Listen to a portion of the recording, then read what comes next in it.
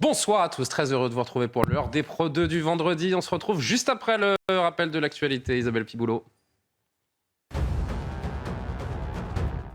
Un effort budgétaire de 400 milliards d'euros pour les armées, c'est ce qu'a annoncé le président de la République pour la période 2024-2030 dans le cadre de la future loi de programmation militaire.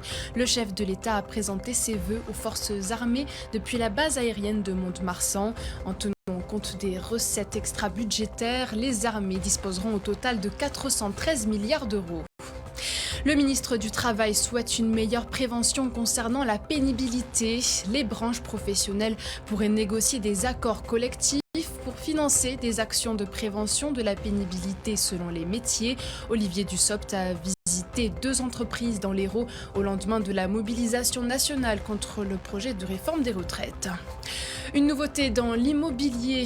Le ministère de l'économie confirme un ajustement technique du calcul du taux d'usure. Il a été proposé plus tôt dans la journée par la Banque de France. Il serait calculé temporairement tous les mois au lieu d'une fois par trimestre. Une méthode qui devrait faciliter l'accès au crédit pour les particuliers.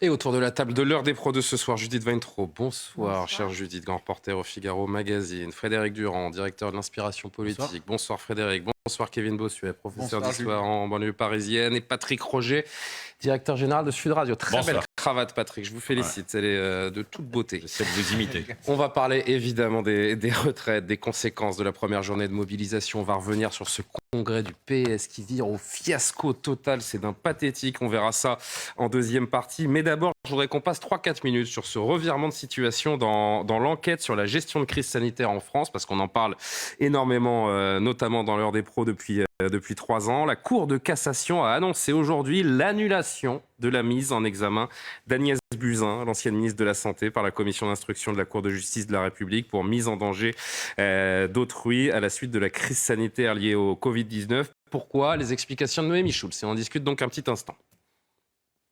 Pour bien comprendre, il faut remonter quelques mois en arrière. En septembre 2021, l'ancienne ministre de la Santé, Agnès Buzyn, est mise en examen par la commission d'instruction de la Cour de justice de la République pour mise en danger de la vie d'autrui, une action qui fait suite à l'ouverture d'une enquête après le dépôt de milliers de plaintes de la part de particuliers, mais aussi d'associations, de médecins, des plaintes contre le gouvernement pour sa mauvaise gestion de la crise sanitaire. Alors, la Cour de cassation, elle vient d'estimer que cette mise en examen n'était pas valable. Pourquoi ?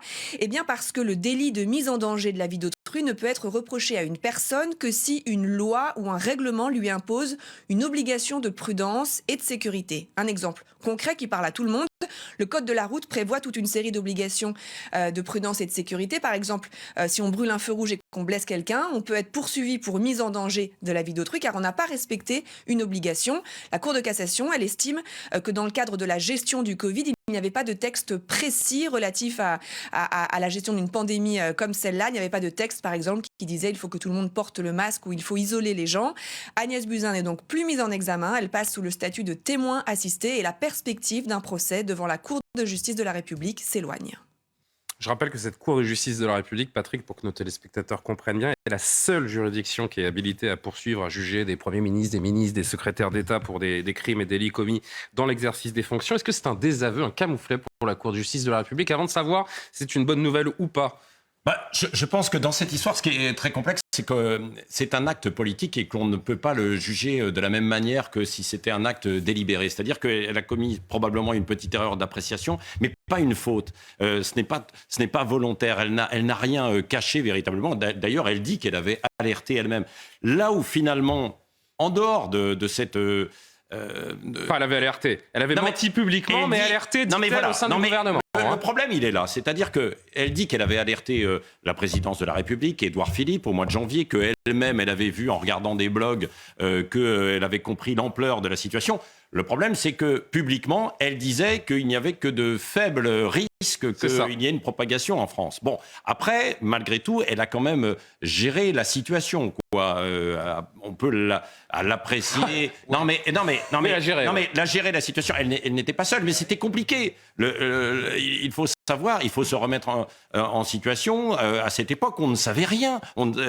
La Chine nous cachait tout, les médecins eux-mêmes étaient un petit peu perdus, donc elle-même, c'était quand même assez difficile. Je ne veux pas la défendre plus que ça, mais en revanche, c'est vrai que c'était compliqué. Et donc, sur un plan politique, on peut évidemment, entre guillemets, la condamner, c'est-à-dire ne pas la réélire. Sur un plan juridique, c'était quand même beaucoup plus ambigu, d'où d'ailleurs cette décision qui a été prise. Et en même temps, ce qu'on s'est dit à partir de cette mise en examen et d'autres procédures de cette Cour de justice de la République, c'est cette crainte de voir une judiciarisation de la vie politique, Oui. cette crainte de se dire que nos politiques désormais ne prendraient plus de risques, de peur d'être attaqués au moindre faux pas. Est-ce qu'il n'y a pas une part de bonnes nouvelles, pas seulement pour Agnès Buzyn, mais pour la vie politique française? Si, moi je trouve que c'est une très bonne nouvelle et que la Cour de justice a clairement empiété sur ses prérogatives en prétendant juger d'une politique.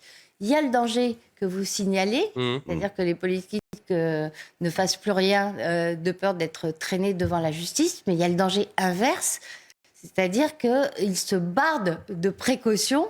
Tout à l'heure, Noémie Michou disait qu'il n'y a pas de texte de loi qui ait imposé le port du masque. Imaginez qu'un texte de loi ait imposé des couvre-feux généraux pendant des durées indéterminées et encore durci les mesures prises pendant la crise Covid, qui étaient déjà, je trouve, très, très inspirées par le principe de précaution, mais que des ministres s'appliquaient à eux-mêmes précisément pour ne pas risquer de procédures judiciaires.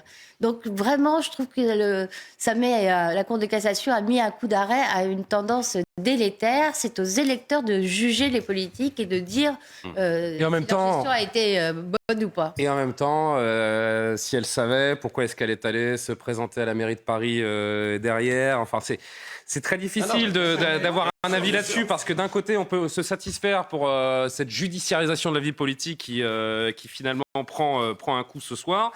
Et en même temps, il y a eu une part de mensonge. Il y a un moment politique. Il y a un moment, bon. C'est ce que j'allais dire. Allez, Frédéric. La sanction, le jugement politique a eu lieu, puisqu'elle a perdu à Paris contre une candidate qui a fait 2% à la présidentielle. C'est vrai aussi. Donc le jugement est même sévère de ce point de vue. Kevin, Non, mais moi, je suis conclure. d'accord avec ça. Je pense qu'on a beaucoup tapé sur Madame Buzyn. On était au tout début de la crise Covid. On va quand même pas dire que c'est elle qui a créé la crise Covid en France Personne non ne plus. savait ce qu'il en était. Donc, je trouve que c'est très bien ce qui s'est passé. Il faut passer maintenant à autre chose. Le Covid, c'est derrière. Eh bien, on passe à autre chose, Kevin, à vos ordres. Des syndicats revigorés par la première journée de mobilisation contre la réforme des retraites, un cortège qui s'est déroulé sans heurts majeurs, on va le signaler aussi à Paris hier, même s'il y a une ou deux images sur lesquelles on pourrait revenir, on verra ça tout à l'heure. Journée positive aussi pour le maintien de l'ordre, donc 1 à 2 millions de manifestants. Que va faire le gouvernement? Y a-t-il une marge de manœuvre? Écoutez d'abord deux syndicalistes CGT. Hier, on a eu une mobilisation quand même qui était quand même historique, qui est gérée d'ailleurs, et qui est énormément de mépris, je trouve, par le gouvernement. Nous ne sommes qu'au début du processus. Et le truc, c'est que le gouvernement a l'air de considérer qu'il y a eu une manif. Bon, voilà, c'est comme ça, c'est un témoignage. Démonstration de force réussie, Patrick? Oui, bien sûr, oui, plus d'un million. Là, même les syndicats eux-mêmes ont été un peu surpris parce qu'ils espéraient. Mais ce qu'il faut dire, c'est qu'il y a une cristallisation. Ce n'est pas que la réforme des retraites. Et là, Emmanuel Macron, que l'on considérait comme le maître des horloges, on l'a souvent présenté comme ça, il s'est perdu un peu dans les fuseaux horaires là, aujourd'hui. Pourquoi, et beaucoup l'ont dit d'ailleurs, pourquoi présenter cette réforme des retraites à cet instant où les gens découvrent une vie chère de plus en plus et une inflation, les prix. Donc, résultat, c'est un ras-le-bol général qui a conduit à cette manifestation. Et ce n'est pas que la réforme des retraites. C'est ce qu'il faut voir. Et il était prévenu, il le savait. Et résultat, à cause de cela, il y a eu probablement plus de monde dans les rues et ça risque de monter crescendo. Je vais vous dire, il y a quelqu'un qui a eu le nez très très creux sur cette affaire, qui a eu du pif, comme on dit. C'était il y a quelques jours, avant la mobilisation. Écoutez Olivier Véran. On ne se projette pas là dans l'idée d'une mobilisation massive ou de l'impact de cette mobilisation. Je l'ai dit, nous sommes sortis de la phase de la concertation et nous rentrons dans la phase de l'explication, de l'information, de la discussion avec les Français pour expliquer, réexpliquer pourquoi il est fondamental que nous procédions à cette réforme des retraites. Il était beau le prono d'Olivier Véran, une des plus fortes mobilisations de ces 20 dernières années. Premier revers pour le gouvernement. Évidemment, on tape ironiquement sur Non seulement sur le il n'a ministre, pas mais eu bon. pif, mais il se trouve que Faut faire attention avant d'affirmer des choses. Le jour où il a fait cette déclaration, c'était après un Conseil des ministres pendant le compte rendu, et je me suis dit, il n'y a pas meilleur moyen Exactement. pour inciter les gens à descendre dans la rue. Exactement. C'était important pour la crédibilité des syndicats, Kevin, pour leur légitimité, pour montrer qu'ils sont toujours capables de rassembler, de capter les mécontentements. C'est une victoire pour les syndicats, mais ce n'est pas non plus un triomphe. Les syndicats demeurent... C'est une victoire pour les syndicats, mais ce n'est pas forcément une défaite pour le gouvernement.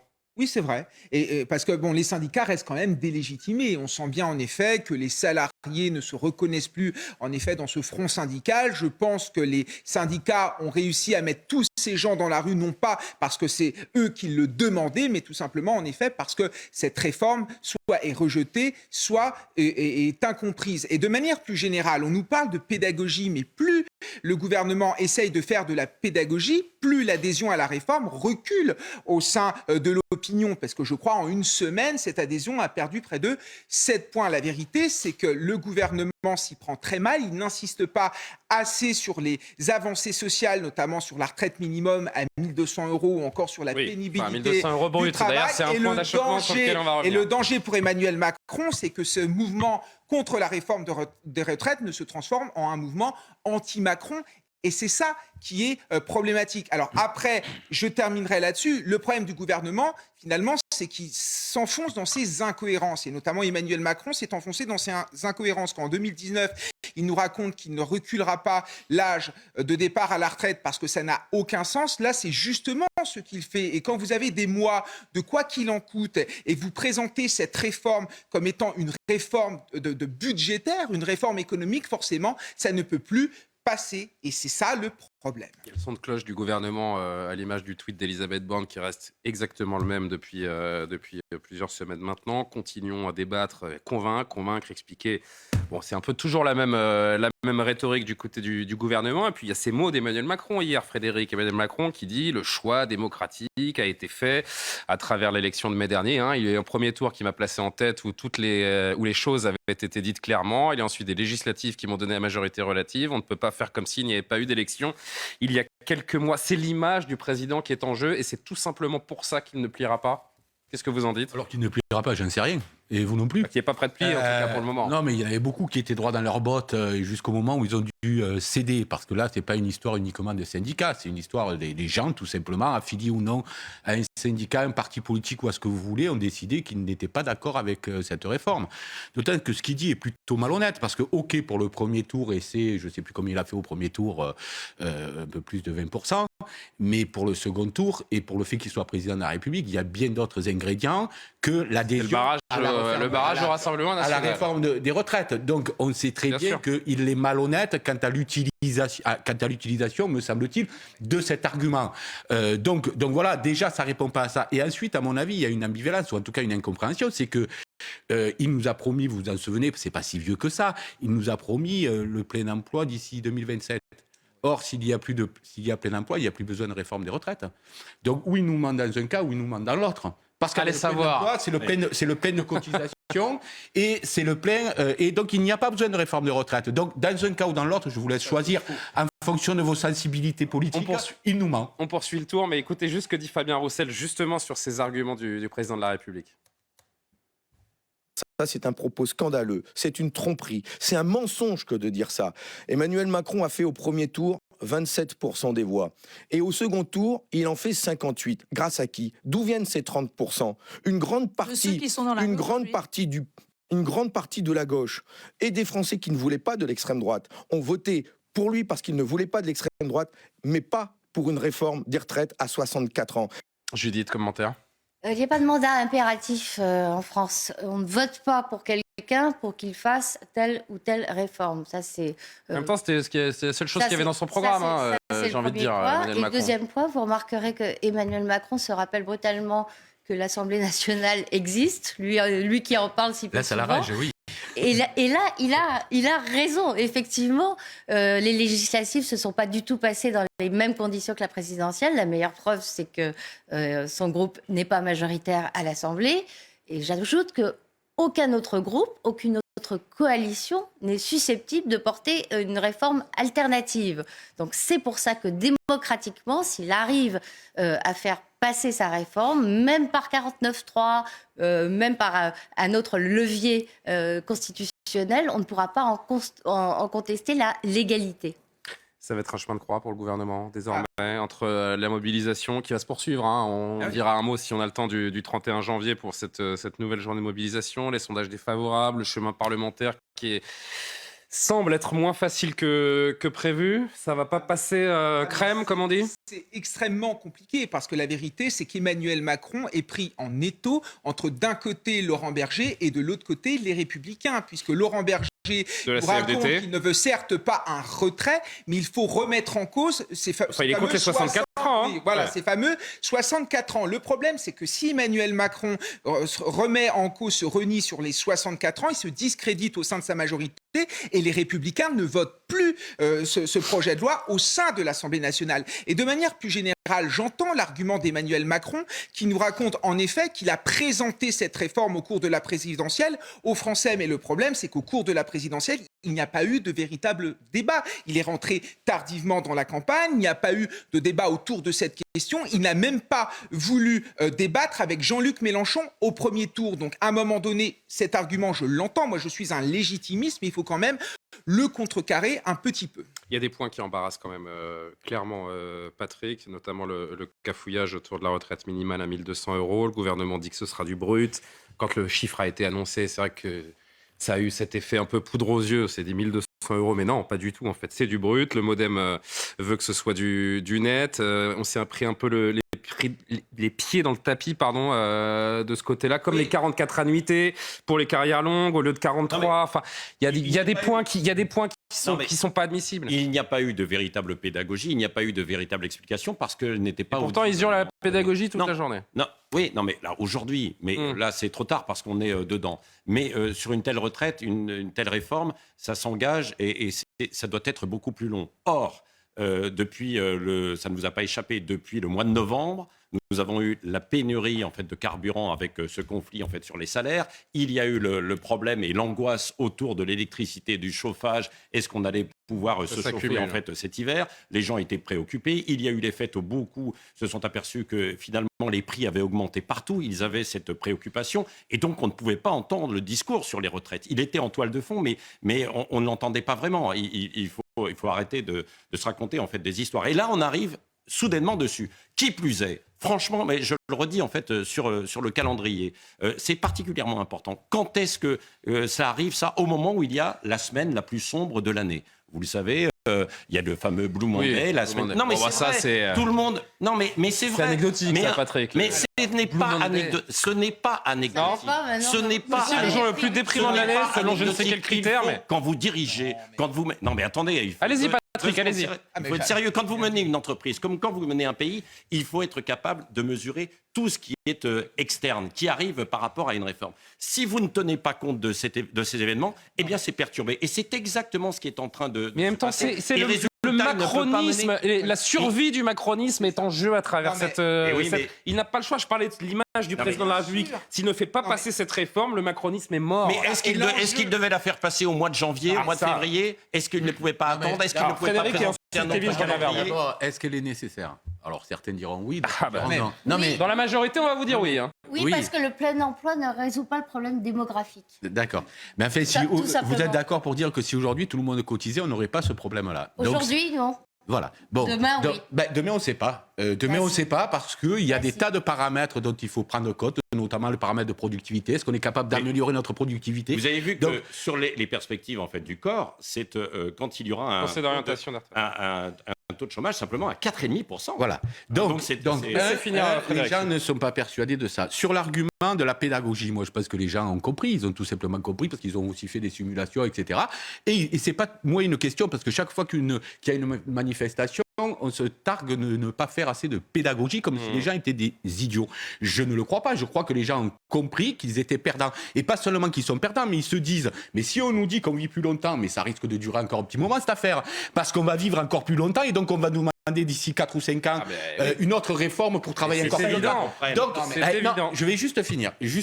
Et je pense que c'est pas une question de pédagogie, c'est une question de choix de civilisation. C'est pour ça que la question, pour moi, de la légitimité, je dirais institutionnelle, ça va être difficile, parce que évidemment que la réforme peut passer avec l'appui des Républicains, parce que c'est ça l'enjeu aujourd'hui. C'est l'idée. Au niveau, c'est Ciotti dit oui, donc ok, on est d'accord, on va la faire passer. Donc c'est les Républicains qui vont faire la bascule. Pourquoi ? Parce que le 49.3 dont Elisabeth Borne a usé et même abusé, je crois que là, ce serait la goutte d'eau qui ferait déborder le vase. Parce qu'utiliser un 49.3 pour une réforme d'une telle ampleur, autant les Français ont plus ou moins accepté, autant là, ce serait très difficile. Avant un ou deux derniers mots, je voudrais qu'on entende le ministre du Travail, Olivier Dussopt. Est-ce que le gouvernement peut encore bouger, entendre les différentes revendications ? Écoutez-le.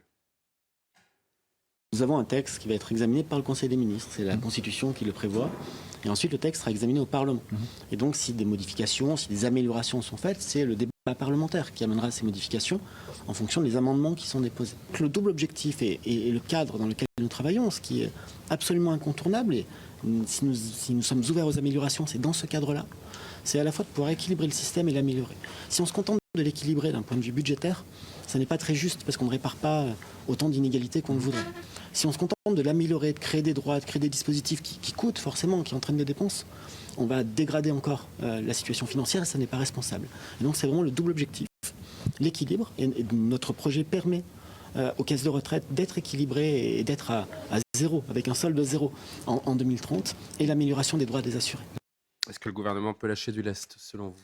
C'est compliqué parce que Emmanuel Macron a déjà reculé. Au départ, il nous proposait une réforme à points. Là, il a complètement fait demi-tour pour un âge de départ en 2019, à 65 ans. Au départ, dans son programme, c'était 65 ans et finalement, là, c'est 64 ans. Et en 2019, il disait que c'était une absurdité de toucher à l'âge de départ. Moi, je pense que l'enjeu pour Emmanuel Macron, c'est de savoir quelle place il va laisser dans l'histoire. Est-ce qu'il va laisser la place d'un président réformateur ou d'un président qui s'est renié ? Quant au moment, à vous écouter Patrick, on ne peut jamais réformer ce pays. Il y a toujours un contexte particulier. Et peut-être qu'il y a une forme de machiavélisme macronien. Mais c'est même pas une grande réforme, c'est une réforme paramétrique.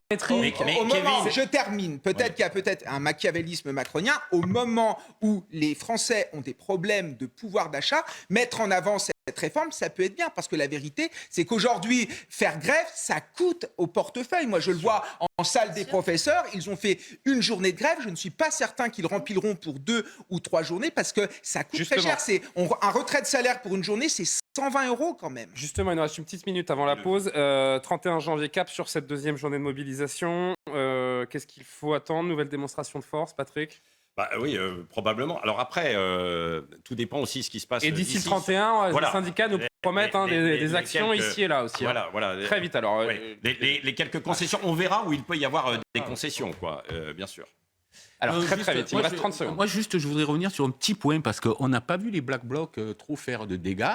Non. Et ça veut dire que la stratégie Nunez, contrairement à la stratégie d'Allemagne, peut être la bonne. C'est-à-dire qu'il y en avait 800 au départ de la manifestation. Non, mais je le dis parce que je pense qu'il... Il y a une image qui a beaucoup choqué. D'ailleurs, je ne sais pas si Benjamin en régie peut la mettre rapidement avec ces gendarmes mobiles qui ont été pris à partie par beaucoup l'ont dit, mais c'est peut-être vrai. Souvent, le gouvernement a laissé faire ces Black Blocs pour justement dénaturer la légitimité, fait délégitimer. Voilà, merci beaucoup. Regardez, il y a eu c'est vrai, cette séquence qui a pas mal choqué, qui a beaucoup tourné. Beaucoup, finalement. Mais non, c'est vrai que c'est...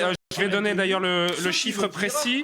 Ils sauront le faire pour l'avenir. 23 forces de l'ordre blessées sur le territoire, 73 interpellations, dont 48 à Paris hier. Ça reste relativement calme vu le nombre de manifestants. Ils en attendaient 400, il y en a eu 800. Il faut attendre de voir. Non, mais c'est vrai. Donc, Frédéric, il faut attendre de voir parce qu'on va vers un pourrissement. Allez, je pense. Restez avec nous. On va marquer une pause. On va parler du PS. A priori, ça n'intéresse pas grand monde. Mais c'est quand même hallucinant ce qui est en train de se passer. Et le PS est-il en train de tout faire pour creuser sa propre tombe ? C'est la question à laquelle on va tenter de répondre dans 2 minutes. À tout de suite. Le rappel de l'actualité. Isabelle Piboulot se retrouve tout de suite. Un principe de responsabilité consiste à ne pas s'opposer à la réforme des retraites. Ce sont les mots de Laurent Wauquiez. Le président LR de la région Auvergne-Rhône-Alpes reconnaît tout de même des lacunes. Selon lui, la réforme ne dit pas comment favoriser le travail par rapport à l'assistanat. La mise en examen d'Agnès Buzyn annulée. Décision de la Cour de cassation dans l'enquête sur la gestion de l'épidémie de Covid-19 par le gouvernement. L'ancienne ministre de la Santé était visée pour mise en danger de la vie d'autrui. Agnès Buzyn est désormais placée sous le statut de témoin assisté pour cette infraction. Une organisation criminelle internationale. C'est ainsi que les États-Unis décrivent le groupe Wagner. La Maison-Blanche dénonce de vastes atrocités et des abus de droits humains de la part du groupe paramilitaire russe en Ukraine. Wagner disposerait de près de 50 000 personnes sur place, parmi eux 10 000 mercenaires et 40 000 prisonniers condamnés en Russie. Nous sommes toujours en compagnie de Judith Weintraub, Frédéric Durand, Kevin Bossuet, Patrick Roger. Je nous posais cette question juste avant la pause. Le PS est-il en train de creuser sa propre tombe, de finir de creuser sa propre tombe, parce que ça a commencé humilié à la présidentielle, à peine sauvé par l'accord avec la NUPES législatif. Le parti étale ses divisions à l'issue du scrutin pour élire son premier secrétaire, après qu'Olivier Faure a revendiqué la victoire et alors que Nicolas Mayer-Rossignol s'estime lui en tête. La direction du parti a annoncé ce matin la victoire d'Olivier Faure, mais Mayer-Rossignol continue de contester. Les accusations de triche avec les traditionnels bourrages d'urnes, mais où sommes-nous, sont dénoncés notamment à la Courneuve. Je vais vous montrer une séquence. Donc l'assesseur du bureau de la Courneuve qui a fourni la vidéo que vous allez voir tout de suite sur le fil WhatsApp du PS des soutiens de Nicolas Mayer-Rossignol. Ils ont décidé de diffuser la vidéo par l'intermédiaire de Philippe Doucet, qui est membre du Conseil national du PS, qu'on reçoit souvent sur ce plateau. Regardez ça, c'est juste dingue.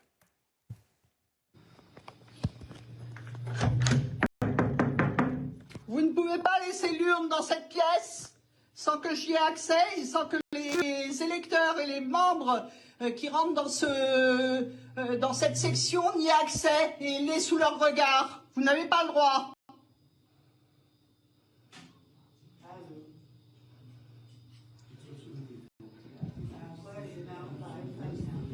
Vous n'avez pas le droit de faire ça.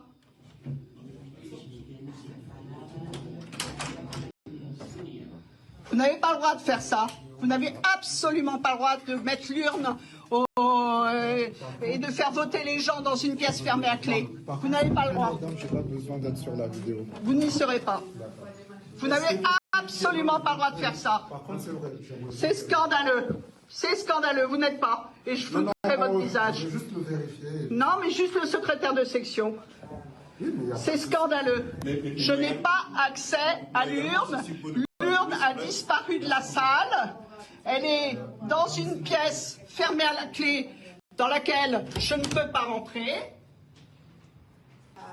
Voilà comment ça se passe à la section de La Courneuve pour Olivier Faure.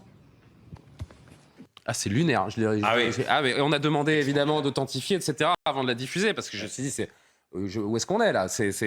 Dans quel pays sommes-nous ? Communiqué du camp d'Olivier Faure, 7 personnes n'étaient pas habilitées à participer au déroulement du vote. Voilà comment se justifie Olivier Faure. Il y a François Pupponi qui était sur notre plateau aujourd'hui, qui a quand même été membre du PS pendant des années, jusqu'en 2018. Il n'a jamais vu, nous dit-il, un congrès du PS sans bourrage d'urne. Écoutez ce son. Moi, j'ai jamais connu un congrès du Parti socialiste sans bourrage d'urne. J'ai jamais connu. Alors, au moins c'est dit. Non, mais c'était avant, c'était la Grande Fédération du Nord et la Grande Fédération de Marseille. Ils bourraient. Alors selon le candidat pour qui ils étaient. Alors le candidat qui avait été bourré dans le Nord, il disait c'est des voleurs. Celui qui avait été bourré dans le Sud, il disait c'est des voleurs. Bon. Et rappelez-vous le problème entre la nuit où Manuel Valls, je ne sais plus c'était pour quel congrès, ce psychodrame. Bon là, on recommence. Le problème, c'est qu'à l'époque, c'était sur presque centaines de milliers de gens et on était au pouvoir. Là, ils sont 22 000. C'est-à-dire qu'ils n'arrivent même pas à comptabiliser 22 000 voix. Un dernier élément avant de vous faire réagir. David Assouline, qui lui est pro Nicolas Mayer-Rossignol. Des irrégularités massives ont commencé depuis 17 heures. Assouline, qui est sénateur PS. Nos contrôleurs mandatés pour surveiller ne sont pas admis dans les bureaux. Les contrôleurs d'Olivier Faure ne sont pas adhérents du PS, se disent membres de la NUPES, des fausses adresses de bureaux de vote. Il faut que ça cesse vite. Mais c'est pathétique ce qui se passe au Parti socialiste. Allez, Patrick, pour commencer. Oui, d'autant qu'on l'a fait. Quelle belle leçon de démocratie. Non Non, mais on l'a commencé dans la nuit, en plus, cette histoire. Parce que vous Ah avez oui, mais entendu, ils n'ont pas dormi de la nuit. Ils n'ont pas dormi de la nuit. Il y a eu les 2 vidéos où chacun revendiquait la victoire, ce qui était assez étonnant. Là, on s'est dit, il y a vraiment un loup, il y a un problème. Il y a un autre exemple. La Courneuve est assez, évidemment, frappant. Il y a un exemple aussi à Liévin, où Nicolas Maillère-Rossignol n'a eu que 13 voix, je crois, alors qu'il en avait eu 40 au premier tour. Donc c'est quand même assez étonnant. On n'a pas compris. Même chose, c'est pour ça que Patrick Caner a demandé immédiatement. Mais qu'il y ait des soucis à l'époque où il y avait 150 000 personnes qui votaient, que le parti était un vrai parti. Aujourd'hui, ils sont 20 000 à voter, ils n'arrivent même pas à organiser une élection. Et le problème, c'est que ça ne va pas réhabiliter les partis, et y compris le Parti socialiste, avec cet affrontement et une déchirure qui risque d'être quand même assez forte, quoi, bien sûr. Entre eux. Frédéric Durand, c'est la déliquescence annoncée. Ça me fait penser au mot de Sartre qui disait ce grand cadavre à la renverse où se sont mis les Verts. Ça ressemble un peu à ça, malheureusement, parce qu'aujourd'hui, il n'y a plus vraiment de débat d'idées ou de projets politiques au PS, et donc tout ça a été remplacé. Il y avait quand même en toile de fond. Non, vous avez des appareils qui essaient de sauver leur place. Voilà ce que vous avez. Il n'y en a pas pour moi. Non. Il y a des stratégies. Faut-il aller avec la NUPES ou pas? Non, mais c'est pas pareil. Ça a des implications idéologiques. Oui, tout à fait. Il y avait une ligne idéologique qui était différente. Il n'y a pas de projet politique pour la France. Voilà ce que je voulais dire. Après, qu'il y ait des lignes stratégiques qui sont évidemment pas les mêmes selon qu'on est du côté d'Olivier Faure ou de son opposant, on est d'accord sur ça. Mais il n'y a plus de projet idéologique. Et depuis très longtemps, le PS, il se voue à une seule chose, c'est la réussite personnelle de chacun d'eux. Donc ils sont là dans cette mare de narcissique, mais il n'y a plus vraiment d'idées, comme dans beaucoup de partis d'ailleurs, qui peinent à se renouveler. Et d'ailleurs, à ce titre, dans les partis qui font moins de 5% maintenant aux élections présidentielles, LR s'en est quand même tiré beaucoup plus dignement. Parce qu'ils ont quand même trouvé voilà, il n'y a pas eu de Ciotti a repris la main sur le parti sans contestation. Voilà, exactement. Donc là, ce qu'on voit, c'est sans scandale comme celui-là. Non, mais c'est la fin d'une machine, parce que c'était une machine à gagner. Le PS était une vraie machine. Moi, je me souviens, je faisais les congrès de La Rochelle, je ne sais pas si vous vous souvenez, c'était immense, les congrès. Mais c'est un parti qui nous a donné 2 présidents de la République, c'est un parti historique de gouvernement, et c'est pour ça que c'est d'une tristesse absolue. Il y avait 200 journalistes, on était reçus dans les... C'était extraordinaire. Et vous vous rendez compte à quoi ils sont rendus aujourd'hui à se bagarrer dans des sections. Enfin, et dire que quelques heures plus tôt, les socialistes prenaient l'unité aux côtés des autres mouvements de gauche dans la bataille contre les retraites, Kevin et Judith. Pardon. Kevin. Pour une fois qu'un socialiste pouvait remporter une élection, là aussi c'est un échec. La vérité, c'est que ça n'a aucun sens et que ce parti est complètement divisé. Moi, j'ai envie de dire, Jaurès revient. La vérité, c'est qu'aujourd'hui, pour le Parti socialiste, les frontières n'existent plus, les racines chrétiennes n'existent plus, la valeur travail ou le mérite n'existe plus. Il n'y a plus que les impôts et les aides sociales qui existent. C'est quand même assez tragique. Et moi, ce qui me choque dans ce parti, c'est le reniement des valeurs initiales. Le Parti socialiste, au départ, c'est un parti républicain. Et quand j'ai entendu, au cours de la dernière élection présidentielle, Anne Hidalgo comparer, par exemple, le sort des musulmans en France au sort des juifs pendant la Shoah, ça m'a estomaqué. En outre, Madame Hidalgo, qui est quand même... Je tiens à Monsieur Meyer, Hidalgo. Oui. Et Madame Hidalgo, quand même, j'aimerais dire ça, a inauguré en 2021, en octobre 2021, une allée en hommage à Mireille Knoll. Vous savez, cette femme juive qui a été... Non, pour moi, c'est important. Cette femme juive qui a été assassinée par un islamiste, et sur l'inscription, il n'y a pas le mot islamiste. Pour moi, c'est une forme de reniement. Et la vérité, c'est que le Parti socialiste est en train de tomber dans l'islamo-gauchisme. C'est entendu, mais vous sortez un peu du sujet tout de même. Juste Gabriel Attal, parce qu'il a la formule également pour décrire ce qui se passe au PS, et vous reprenez. Pardon, Judith. C'est un parti qui a convaincu, entraîné et convaincu de faire de la politique des millions de Français, qui a donné 2 présidents de la République à la France, et qui, je pense, à force de se regarder le nombril, a oublié de regarder les Français. Jusqu'où s'enfoncera le PS? C'est la question. Anne Hidalgo n'est loin d'être la pire en matière de reniement des valeurs républicaines au PS. Le débat, en fait, il a eu lieu. Moi, je ne suis pas d'accord avec vous. Le débat a eu lieu au moment où les socialistes devaient choisir entre Benoît Hamon, qui incarnait ce reniement des valeurs républicaines, et Manuel Valls, qui incarnait justement l'attachement à ces valeurs. Et là, on franchit un degré supplémentaire, mais c'est la même configuration. On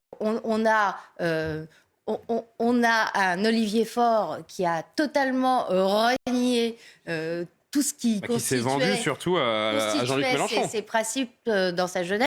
Il se trouve que moi, j'ai suivi le PS très longtemps, je le connaissais, et que vraiment, il n'aurait jamais tenu ce genre de discours. Mais quitte à se vendre, comme vous dites, à la France insoumise, autant adopter ces méthodes, puisqu'ils ne sont pas fichus d'organiser un scrutin, qu'ils arrêtent de voter, comme chez Mélenchon. Une solution qui peut vous paraître un peu simpliste, Frédéric Durand. Pourquoi vous ne coupez pas le parti en deux? Vous avez Faure et ses partisans qui vont avec Mélenchon, et puis les autres créent un nouveau parti socialiste. C'est tout ce qui leur reste. S'ils veulent renaître de leurs cendres, juste scindez-vous en deux. Moi, j'ai pas de réponse, mais vous répondrez pour préserver la maison commune. Juste une chose. Il n'y a plus de maison commune. Non, mais c'est un cimetière. Enfin, après les élections, ils se taperont dans le dos pour récupérer leur siège. Ne vous inquiétez pas. Ils s'entendent. Allez-y, Frédéric. Pour voir comment ils peuvent se partager les restes du gâteau. Cependant, il y avait une vraie différence à une époque. C'est-à-dire la tradition socialiste, c'était quoi? C'est la tradition de la défense. Le dernier mot. C'était la tradition de la défense du travail, etc. Quand la droite défendait plutôt le patronat, on était d'accord ou pas d'accord avec tout ça, mais il y avait une lisibilité. Et la séparation, c'est pas fait qu'au niveau républicain ou pas républicain, parce que Valls, il avait aussi une version plutôt libérale d'un point de vue économique. C'est-à-dire, il disait, il faut arrêter avec le surmoi marxiste, etc., etc. Donc, il y avait ces deux parties-là. Et juste pour dire, aujourd'hui, les gens, ils ne voient plus du tout les socialistes et le socialisme comme les défenseurs des travailleurs. Plus du tout. Et c'est ça qui fait qu'il n'y a plus aucune lisibilité, qui fait que ça ne compte plus. Ce sont les défenseurs des pistes cyclables, à la rigueur. Des bobos. D'ailleurs, ils gagnent toutes les villes où le mètre carré est le plus cher. Vous avez qu'à regarder. Paris, Bordeaux, Lyon, etc. Écologistes et PS prennent toutes ces villes où le mètre carré est le plus cher. Non mais je pense que, Julien, vous avez résumé tout à l'heure. C'est que va devenir le rose que je porte en fait aujourd'hui. On se demande s'il y en aura encore. Non mais on se demande s'il y en aura encore. Du rose, vous il y a un peu de bleu de près. Moi, je voyais du Parme. Oui, voilà, c'est ça. Non, mais pas loin. Non, mais il est possible qu'il y ait une véritable scission et que derrière. Moi, j'ai l'impression que c'est tout ce qui leur reste.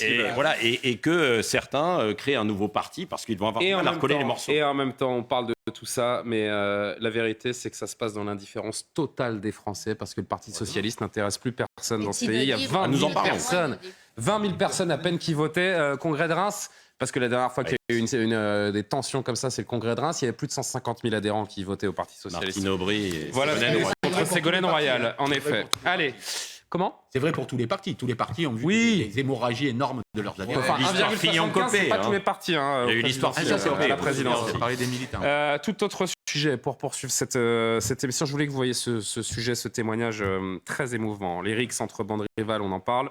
Elles font de plus en plus de morts chaque année. En début de semaine, on a évoqué ensemble ce qui s'était passé à Thiès, ce gamin de 16 ans poignardé mortellement. On vous propose aujourd'hui un témoignage très fort, celui d'un père qui a perdu son fils de 15 ans. C'était il y a quelques années. Il avait été poignardé. C'était il y a 5 ans dans une rixe. Nos équipes ont rencontré ce papa qui témoigne. Regardez. C'est là, mon fils a perdu la vie. C'est là. Chaque année, depuis le 13 janvier 2018, le papa d'Ismaël vient se recueillir dans cette rue du 11e arrondissement de Paris, où son fils de 15 ans a été poignardé. Ce jour-là, alors que l'adolescent enregistre un clip de rap avec ses amis dans un square, une bande de jeunes venus du 19e arrondissement déclenche une rixe. Il s'est interposé pour dire non, ne faites pas la bagarre. Il a pris un coup de couteau, il est mort. Mon fils n'était pas dans un groupe de bandits, de voyous. La preuve, la fresque est là. C'était un enfant bien, il avait une belle âme. 5 ans plus tard, le père d'Ismaël n'a plus de haine, mais ne comprend pas comment un tel niveau de violence peut être atteint chez certains jeunes. La seule chose que je demande, le jour où j'ai envie de le rencontrer et qu'il me dise pourquoi il a tué mon fils. Vous n'avez pas la réponse à la question? Non, je sais pas. Moi, je n'ai pas la réponse. Ce que je vis, ce que ma famille et moi nous vivons, je ne veux même pas que mon pire ennemi vive ça. J'ai tout simplement mal. Parce que ces jeunes qui meurent, il y a Henri, il y a Wally, il y a Ismaël, il y a plein de jeunes qui meurent et il y a celui qui vient de mourir. Face à ces drames, ce père de famille est aujourd'hui investi aux côtés des jeunes du quartier pour tenter d'endiguer cette violence. Ce qui est très fort dans ce reportage de Jeanne Cancard et Fabrice Elsner, c'est quand ce papa témoigne, il dit qu'il aimerait demander au meurtrier de son fils pourquoi il a fait ça, Patrick. Mais je me dis que ce tueur, ce meurtrier, qui dort en prison d'ailleurs aujourd'hui, je suis même pas sûr qu'il soit en mesure de répondre, de dire pourquoi. Kevin? Ouais. Non, mais c'est sûr, je veux dire, il y a une montée, moi en tant qu'enseignant, je le vois, une montée de la violence chez les jeunes pour parfois des raisons complètement dérisoires. Et je suis convaincu que le jeune qui a fait ça ne sait même pas pourquoi il a fait ça, ne s'est même pas rendu compte sur le moment de la gravité de son geste. Et on a affaire, on est dans une société hyper individualiste où il n'y a plus que le moi qui compte, où les barrières morales sont complètement mises de côté et on est prêt à détruire l'autre, on est prêt à remettre en cause son honneur, à s'attaquer à lui physiquement, voire à le supprimer si on estime que le moi est diminué ou que le moi est mis de côté. Et ça, c'est vrai que c'est inquiétant. Là, on a affaire à des cas extrêmes, mais aller dans une cour de récréation, enfin, le harcèlement scolaire est de plus en plus, prend des tournures de plus en plus dramatique avec des on vient au collège avec un couteau aujourd'hui. Voilà, et maintenant il y a une continuité également sur les réseaux sociaux. Et moi, ce qui me marque en tant qu'enseignant, c'est que l'adolescent aujourd'hui est dans le monde de la virtualité. Il est sur les réseaux sociaux, il est dans les jeux vidéo et il ne fait plus la différence entre le monde réel et le monde virtuel. Et ça, c'est inquiétant. Oui. Un phénomène qui date pas d'hier. On les connaît, on les identifie, ces bandes, mais l'impression qu'on peut pas faire beaucoup plus. Je suis pas d'accord avec Kevin. Très vite, les amis. Ça n'a rien à voir avec l'individualisme. Au contraire, c'est du clanisme ou du tribalisme. Oui. Au contraire, l'individu abandonne sa capacité de jugement, son libre arbitre et se soumet totalement au groupe. Mais ça, c'est une chose. Encore une fois, que ces phénomènes d'appartenance existent, c'est une chose et ça existe, ça a toujours existé. C'est vraiment le niveau de la violence, l'accroissement du niveau de violence qui interpelle. Vous venez de dire, parce que je pense qu'au contraire, oui, je suis d'accord avec vous, Kevin, c'est une question d'individualisme, surtout de narcissisme exagéré. Et c'est l'absence, c'est un gonflement du moi, une absence de surmoi, c'est-à-dire une absence d'autorité. C'est ça. Parce que plus rien ne fait autorité. Et d'ailleurs, quand on y pense bien, la bande. je crois. Oui, et pas les parents. Mais c'est pas un vrai surmoi, c'est pas le surmoi qui donne la frustration que donne normalement, légitimement, l'autorité. Et c'est ça le problème. D'ailleurs, la phrase, c'est ça le surmoi depuis De Gaulle. Mais je pense que le vrai problème, il est là. C'est qu'il n'y a plus les limites qui sont... mais ce qui est inquiétant, c'est il y a ce que vous avez dit, mais c'est un problème sociétal de banalisation de violence. Voilà, c'est la banalisation, mais ça va au-delà de ça. Et tout ça est organisé en partie. Ce n'est pas qu'individuel. Tout ça est organisé. La plupart de ces jeunes qui appartiennent à des bandes qui sont de plus en plus jeunes sont liés aujourd'hui à la voyoucratie, au trafic de drogue. Et les règlements de compte, bien souvent, sont liés à... Oui, mais là, on est au-delà de ça. Là, vous êtes dans des non, mais il y a de la violence entre bandes qui sont historiques, des rivalités dont on ne sait même plus quelle est la cause. Si vous permettez, à Thiers, comme à Coignères, comme à Maurepas, comme dans beaucoup d'autres endroits, c'était lié véritablement au trafic de drogue, où il y avait ces bandes qui sont entre 15 et 30 personnes et qui évidemment rivalisent avec d'autres. Et résultat, ils se donnent des rendez-vous pour s'affronter. Et ça, c'est particulièrement... Mais c'est pas toujours sous fond de stup du trafic. Allez, non, pardon, vraiment, il nous reste 1 minute 30, je voudrais qu'on finisse avec un sourire. Et en plus, c'est développé dans la culture gangsta rap. Si vous étudiez cette culture gangsta rap, vous verrez que tout ça est hyper développé. C'est pire que la banalisation de la violence, c'est la glorification de la violence rattachée à une forme de virilité. Oui. Plus je tape fort, plus je suis viril. Et surtout, regardez sur les réseaux sociaux, regardez ce qui se passe sur TikTok, c'est-à-dire que plus c'est violent, plus on a un nombre de followers, plus on fait de vues, et plus on est important dans la société de l'Internet. Bon, en tout cas, on pense bien fort à ce papa et ce témoignage toujours aussi émouvant, 5 ans après. Il est toujours aussi désemparé. J'allais dire que j'ai dit un instant qu'on allait finir avec un sourire. Oui et non, parce que c'est quand même une affaire de justice, mais je trouve ça étonnant, en tout cas. Je voulais juste évoquer un tout petit instant ce conflit de voisinage. Je ne sais pas si vous avez vu passer ça, je voulais absolument que vous voyiez. Vous vous souvenez de l'histoire du coq attaqué en justice parce qu'il empêchait ses voisins de dormir? On est un petit peu dans la même idée. Je vous présente la crêperie attaquée en justice parce qu'elle sent trop la crêpe. Ça se passe en Bretagne, évidemment. Un couple de restaurateurs installés dans les Côtes d'Armor à Erquy fait face aux plaintes répétées d'un voisin aménagé dans une maison. Leur crêperie est critiquée par ce retraité qui se plaint des odeurs de crêpes et du bruit. Désabusé, le couple a lancé une pétition en ligne, mais devra faire face donc à la justice en février. La pétition, elle réunit quand même 10 000 signatures déjà. Ça, c'est le restaurant. Il faut dire que le combo retraité parisien qui vient se plaindre depuis sa résidence secondaire d'une tradition culinaire française, ça peut fonctionner. Un petit mot, allez, très vite parce qu'on est en retard. on a beaucoup vu débarquer de touristes qui allaient dans les petites drogueries pour acheter des produits pour tuer les cigales. Parce qu'ils supportaient pas le bruit des cigales. Je ne savais pas ça. On est exactement dans le même esprit. Voilà, je pense que c'est ça. Il y a une sorte de colonisation des urbains vers le rural et ils supportent pas ce que le rural il y a des odeurs, des bruits qui peuvent être gênants. Pardon, mais l'odeur de la crêpe, vous allez en embêter des jeunes restaurateurs. On n'a pas le temps de les entendre, mais ce sont des gens qui ont fait des emprunts de plusieurs millions d'euros, qui sont endettés jusqu'au cou. Plusieurs millions, mais... 1 million d'euros, ils ont emprunté, je crois. Ils ont 1 million d'euros de dette. Il y a quand même une petite précision. Laissez-les tranquilles. C'est le seul voisin, c'est le seul qui se plaint. Non, mais je ne veux pas défendre celui qui attaque, etc. En plus, moi, je suis de Bretagne, de ce coin d'Erquy que je connais parfaitement, et donc j'adore.